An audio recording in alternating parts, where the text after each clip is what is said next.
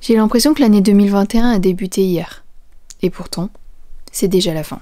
Avant de préparer cette vidéo, je n'avais pas l'impression d'avoir eu une année si dingue que ça.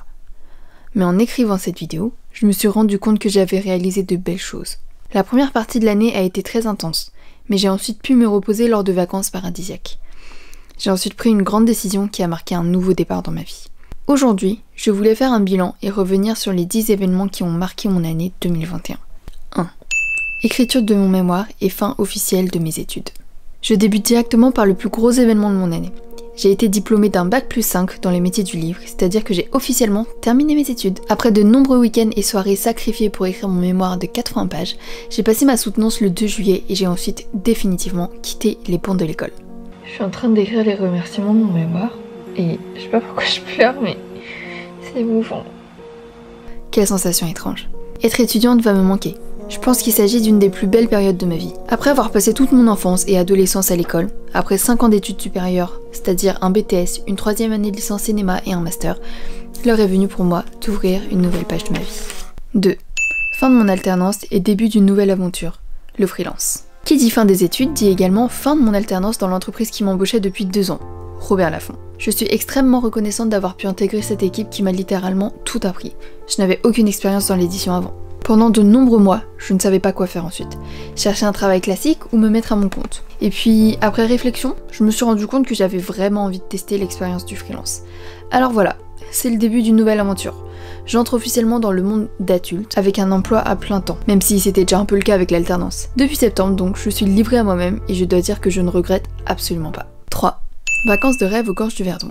Après cette période intense, j'ai profité d'une grande pause au mois d'août pour me ressourcer, profiter des beaux jours, partir en vacances avec ma famille. Comme vous l'avez vu dans mon vlog, on est parti dans un camping aux gorges du Verdon. Littéralement le paradis. J'ai rarement été aussi peu stressée. Ça m'a fait un bien fou de déconnecter du travail et juste profiter de l'été. La France regorge de paysages absolument somptueux et les gorges du Verdon le prouvent bien.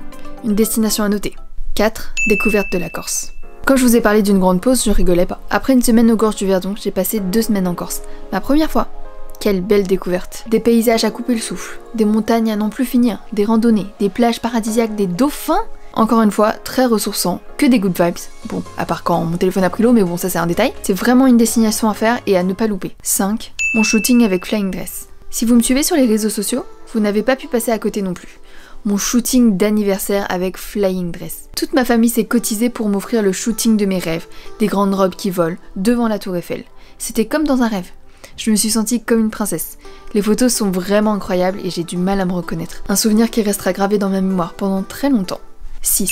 Mon déménagement. En 2021, j'ai encore déménagé. Depuis que j'ai quitté le cocon familial après lycée, je n'ai jamais vécu plus de 2 ans dans le même appartement. Mais cette fois-ci, normalement, je ne partirai pas avant un petit moment. J'ai récupéré l'appartement de ma sœur Christine, donc j'ai assez vite trouvé mes marques car je connaissais déjà bien les lieux. L'avantage, c'est que je me suis rapprochée du centre de Paris, donc c'est très pratique. Je fais beaucoup de choses à pied. Bon, ce qui est moins cool, c'est le loyer qui est plus cher, mais bon, c'est un détail aussi. Bye bye les 6 étages sans ascenseur et bienvenue au centre de Paris. 7. Réorganisation progressive de mon contenu sur les réseaux sociaux. Une des choses dont je suis le plus fière en cette année 2021, le changement progressif de mes contenus sur mes réseaux sociaux. J'ai quitté mon ancien pseudo fin 2020 et ensuite s'en est suivi un changement progressif sur mes réseaux sociaux. Je ne me restreins plus à la littérature, j'ai envie de partager toutes mes passions et je peux vous dire qu'il y en a un paquet. Je sais que ce changement n'est pas apprécié par tout le monde et je comprends parce que si vous avez commencé à me suivre pour les livres et que je parle plus de livres, bah voilà. Mais cette réorientation, ça me plaît vraiment beaucoup, donc je pense que c'est vraiment le plus important. Je suis contente d'avoir réussi à faire ce changement, et j'espère que vous continuerez à me suivre malgré ça. 8. Ma première course de 10 km. En fin d'année, j'ai également réussi un gros challenge sportif que je m'étais lancé sur un coup de tête. Terminer une course de 10 km. Vous le savez, j'ai toujours aimé faire du sport, mais juste pour me dépenser, sans objectif, sans but à atteindre. Un jour, ma mère a motivé une partie de ma famille à faire une course en compétition. C'était donc soit 5 km, soit 10 km. Et j'avais déjà fait des courses de 7 km, donc je me suis dit, bon, je vais pas faire 5 km, je vais pas faire moins quand même. Donc j'ai tenté le 10. Sauf que je m'étais pas préparée, j'y suis allée en freestyle. Résultat, j'ai bien galéré, j'ai terminé dernière de la compétition, mais la seule chose que je retiens c'est, j'ai réussi. Je suis allée jusqu'au bout, j'ai terminé. Et j'étais très fière, parce que je l'avais jamais fait. 9. Apprécier ma propre compagnie. 2020 ayant été une année un peu chaotique, je m'étais promis de ne plus dépendre de quelqu'un, de réapprendre à m'aimer, à aimer ma propre compagnie, à apprécier de passer du temps seule. Je ne voulais plus manquer des activités juste parce que j'étais seule, et j'ai réussi. Aujourd'hui, je ne me restreins plus. J'ai envie d'aller voir un concert et personne veut venir avec moi ?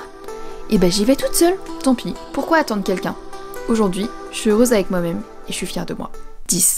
De très belles rencontres et des beaux moments avec mes amis. Apprécier sa propre compagnie ne veut pas dire ne pas avoir d'amis et ne pas sortir, bien au contraire. Cette année, plus que jamais, j'ai fait de merveilleuses rencontres et je suis sortie avec mes amis. J'ai passé du bon temps avec les personnes que j'appréciais et je pense que c'est le plus important. Être bien entouré, ça change tout. Alors, à tous mes amis, merci pour tous ces moments précieux passés ensemble, je vous kiffe.